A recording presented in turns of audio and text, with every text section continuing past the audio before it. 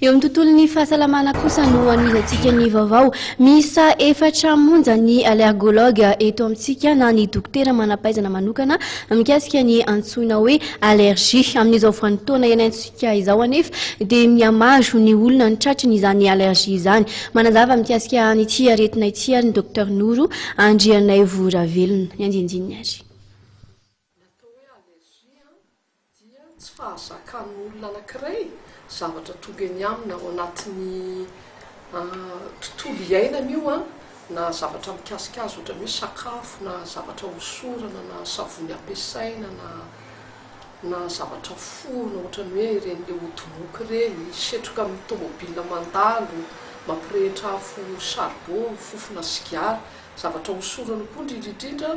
amin'ny zazakely na amin'ny olon-dehibe crème hosorana ireny le fanosotrosotra ireny dia tandreny tsara koa ireny le savony ireny indrindra milokoloko misy fofona manimanitra dia anisany koa moa ny isan'andro ny sakafo ampiasaintsika ho an'ny isan'andro misy karazana loko any anatin'ireny misy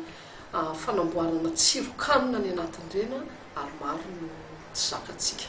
ary nefa ny mivoatra moa le izy misy voamebebetsaka ohatrany hoe raha mihinana yaourt tsika yaourt tsotra zao lasa yaourt misy karazana voankazo any anatiny misy ny asina frezy misy asina akondro dia ireny tsy tsirony fotsiny fa misy loko koa atao amin'ireny dia mazana le velon-tsakafo votoatin'ilay sakafo zakan'ilay olona fa ny loko sy zavatra ampianao aminy na le atao amin'ny teny vazaha hoe conservateur alimentaire misy date de péremption iny koa dia efa produit chimique tsy zaka iny manarak'izay isan'andro ao anatin'ny rano ampiasaintsika dia misy javel amin'ny siramamitsika koa dia misy iode mikasika antsika isan'andro iny kelikely isan'andro dia lasa